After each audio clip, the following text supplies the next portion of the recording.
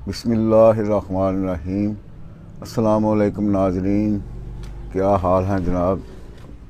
तो आज मैं आपको एक असाब की ताकत के लिए बहुत अच्छा नुस्खा बता रहा हूँ।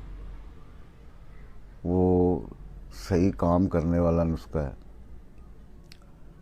तो इसमें ज़राकी जो आपने लेना है वो 2 तोले ज़राकी लेना है।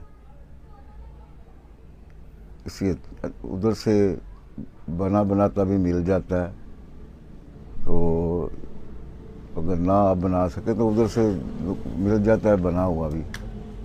तो 2 तोले आपने लेना है और 2 तोले ही आपने लेना है ये फौलाद, और 2 तोले लेना है मुरजान। ये तीनों चीज़ों को हम वज़न लेके यकजान कर लें।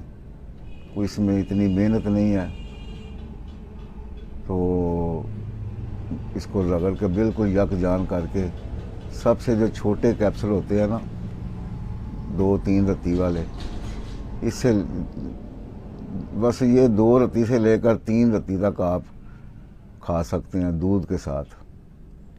ये आपके असाब को बहुत ताकत देगा।